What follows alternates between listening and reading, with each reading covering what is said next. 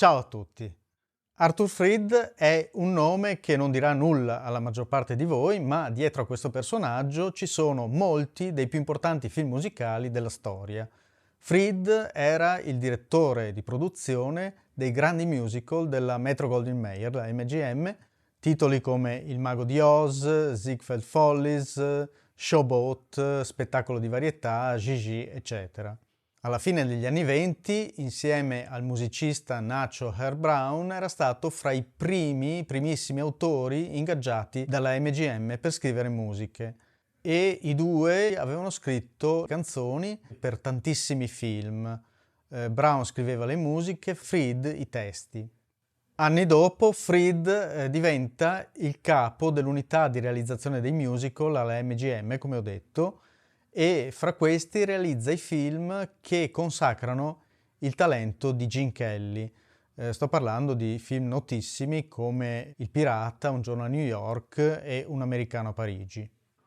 Nel 1929, all'inizio della loro carriera, Freed e Brown avevano scritto insieme una canzone di grande successo per un musical intitolato Hollywood che canta. La canzone poi appare in vari altri musical, ma sarà ricordata per un film in particolare, a cui dà proprio il titolo, Singing in the Rain. È un film che nasce quasi per caso. Ad un certo punto Freed ha l'idea di fare un musical usando Singing in the Rain e altre sue canzoni, legandole insieme in una storia. Per fare questo chiama una coppia di sceneggiatori e autori di canzoni, Adolph Green e Betty Comden. Per farvela breve, dopo notti passate a scartare un'idea dopo l'altra, i due finalmente hanno un'illuminazione, si rendono conto che le canzoni sono tutte del periodo tra la fine degli anni 20 e la metà degli anni 30, che è il periodo che coincide con la nascita e l'affermazione del cinema sonoro. Decidono quindi di costruire una storia proprio basata su questo passaggio. Ecco dunque la storia della nascita di Cantando sotto la pioggia, il primo film che parla di quel periodo di transizione in cui all'immagine si unisce il parlato.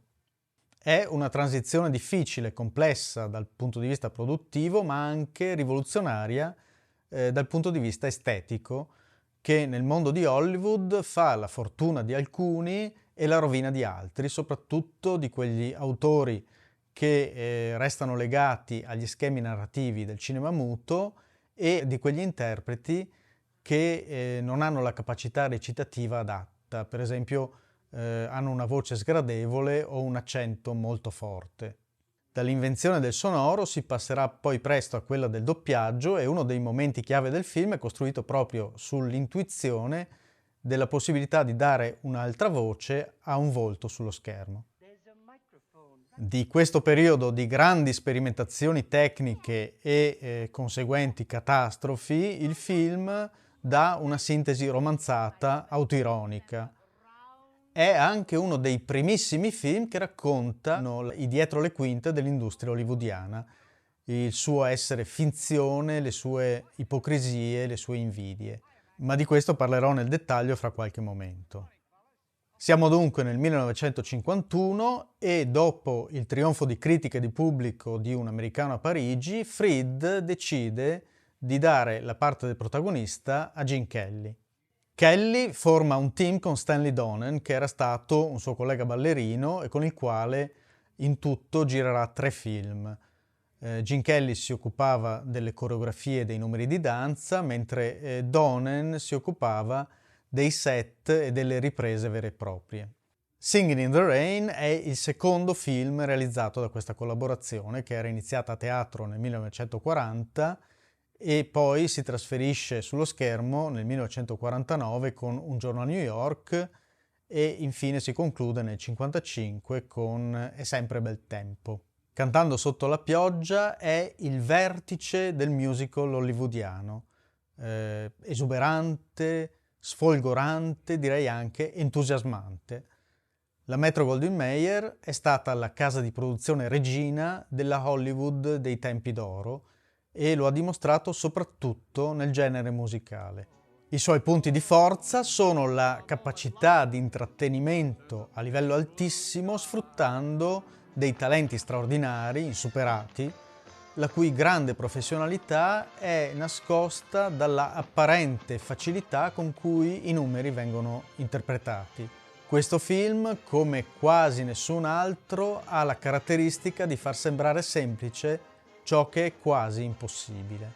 È un esempio perfetto della potenza dell'industria dello spettacolo. Di lì a qualche anno ci sarà il declino del musical hollywoodiano, ma questo film resta nell'immaginario collettivo come uno dei vertici del cinema come macchina dei sogni. Soprattutto è un film apparentemente disimpegnato, ma che getta uno sguardo ironico e a volte spietato sullo star system e sull'industria cinematografica hollywoodiana, mostrata nei suoi aspetti più ipocriti e quasi cialtroneschi. Si prende in giro lo star system e la costruzione divistica che sta alla base dell'industria cinematografica. Tutto il mondo patinato e sofisticato che ruota intorno alla macchina hollywoodiana viene demitizzato, viene parodiato.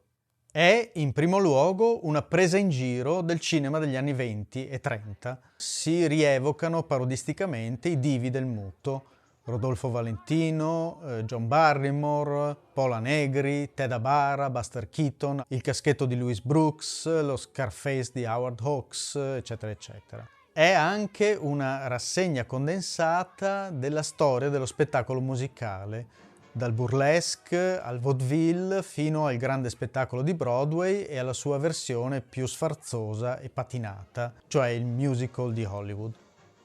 La grandezza di Singing in the Rain si vede anche dalla forza espressiva che ha mantenuto nei decenni, fino ad aver ispirato dei musical dei giorni nostri come La La Land e The Artist. Vediamo ora più in dettaglio i protagonisti.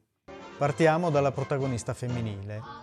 Se c'è un termine che associerei a Debbie Reynolds è determinazione. Nel suo primo ruolo importante, la qui 19enne Reynolds, che aveva una formazione da ginnasta ma non aveva mai praticato la danza, si inventa cantante e ballerina. Per 2 mesi passa 8 ore al giorno a esercitarsi per raggiungere un livello che le consenta di ballare fianco a fianco con 2 talenti come Gene Kelly e Donald O'Connor. Quando hai 19 anni, non hai mai ballato professionalmente e ti dicono che dovrai fare un film a fianco di 2 dei più grandi ballerini di Hollywood, ci vuole sicuramente un certo carattere per venirne fuori. Debbie Reynolds compie un miracolo, nel film assolutamente non si percepisce questa sua mancanza di esperienza.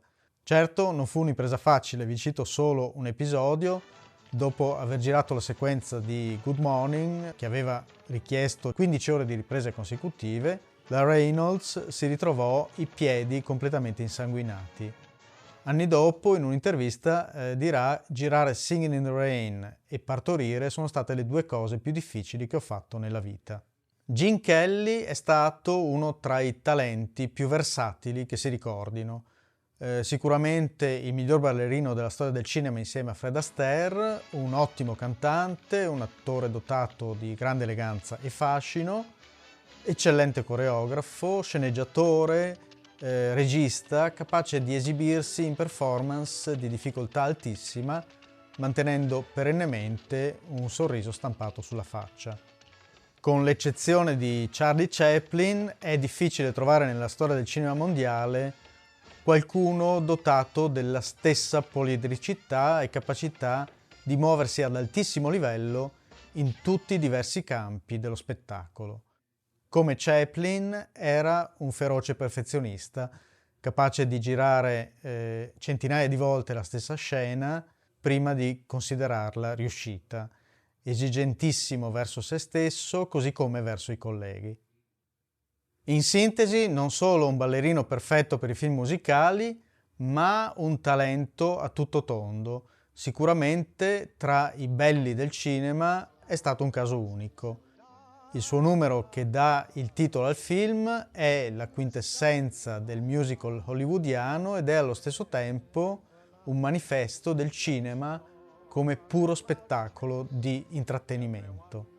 Il balletto sotto la pioggia rimane una delle espressioni più riuscite e poetiche dell'euforia che provoca l'essere innamorati. È una scena in cui tutto si trasforma in un gioco infantile. Perfino la macchina da presa, in quel movimento ad arco verso il finale, sembra unirsi alla musica e alla danza in un abbraccio gioioso. Un altro grande momento dell'interpretazione di Kelly è la suite Broadway Melody. Per questa suite di oltre 13 minuti che costituisce il vertice spettacolare del film, Gene Kelly aveva bisogno di una vera ballerina che potesse interpretare questi numeri di danza molto più complessi, e la scelta ricade su Cyd Charisse e le sue gambe assicurate all'epoca per una cifra stratosferica. La bellezza straordinaria del film è anche in questo insieme di musiche, scenografie, costumi e regia, con i movimenti della macchina da presa che danza insieme ai protagonisti. Stanley Donen era un ballerino e sapeva valorizzare al massimo le movenze dei balli e il tono delle scene, facendo un uso abilissimo della macchina da presa. Un esempio tra i tanti è la scena del velo da 12 metri. L'allestimento richiese varie macchine del vento posizionate in modo da far muovere il velo nella maniera desiderata, e Cyd Charisse racconterà che era più o meno come ballare portandosi dietro un paracadute aperto, ma di nuovo quello che conta è la naturalezza del risultato che vediamo sullo schermo. Tutto ci sembra essere semplice, elegante, senza sforzo. Su Gene Hagen basti dire che la sua Lina Lamont è un personaggio che basterebbe da solo a rendere indimenticabile il film. La sua interpretazione nel ruolo della diva tanto bionda quanto scema è passata alla storia e non a caso le valse una nomination agli Oscar. Da notare che la voce della Hagen era in realtà molto bella. Quando nel film vediamo Katie Selden doppiare Lina, la voce che sentiamo è quella di Gene Hagen che si doppia con la sua voce normale. Donald O'Connor, che era stato un bambino prodigio e aveva iniziato a esibirsi sul palcoscenico nei vaudeville fin da giovanissimo, rispetto a Kelly non ha il fascino del Latin Lover, ma si rivela assolutamente all'altezza per abilità tecnica. Il suo pezzo da solista in cui canta Make 'Em Laugh è memorabile non tanto per la canzone, che era il rifacimento di un brano di Cole Porter scritto per il film Il Pirata di 4 anni prima, ma per la sua incredibile performance atletica. Ancora oggi è una sequenza che impressiona per la combinazione di comicità scanzonata e di atleticismo ai limiti del rischio mortale. Secondo la leggenda, O'Connor gira il numero ed è talmente esausto da finire costretto a letto per un giorno intero. Quando torna sul set, Kelly gli comunica che la scena è da rifare per un problema alla pellicola. O'Connor quindi deve rigirare tutta la scena da capo e questa volta finisce 3 giorni all'ospedale. Il fatto che fosse un fumatore da 4 pacchetti al giorno rende il tutto ancora più impressionante. Ma quasi tutti i numeri di danza del film sono anche numeri acrobatici. L'impressione di sforzo minimo e di improvvisazione spontanea, mentre alcune scene furono girate anche 150 volte, dà l'idea della professionalità di cui parlavo.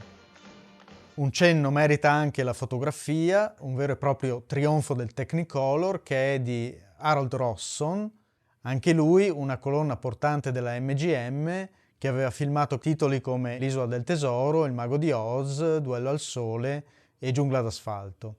Nel marzo del 1952 si proietta il film in anteprima al Radio Music Hall di New York. Non diventa subito un film di culto, ma già nel giro di qualche anno viene considerato un manifesto del genere musical, e soprattutto con il declino della produzione di film musicali negli anni diventerà sempre più considerato il vertice espressivo del genere. Per concludere, non solo Cantando sotto la pioggia è un film imprescindibile per gli appassionati di cinema classico, ma è anche un film estremamente godibile a tutti i livelli e per quasi ogni tipo di pubblico.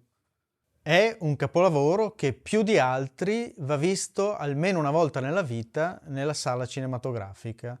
Se vi capita l'occasione, non lasciatevela sfuggire. Io spero che nel 2022, per il 70° anniversario del film, ci sia di nuovo questa possibilità. Grazie a tutti, se il video vi è piaciuto lasciate un like, iscrivetevi al canale e naturalmente vi do appuntamento per il prossimo video sui classici del cinema. Un saluto da Andrea.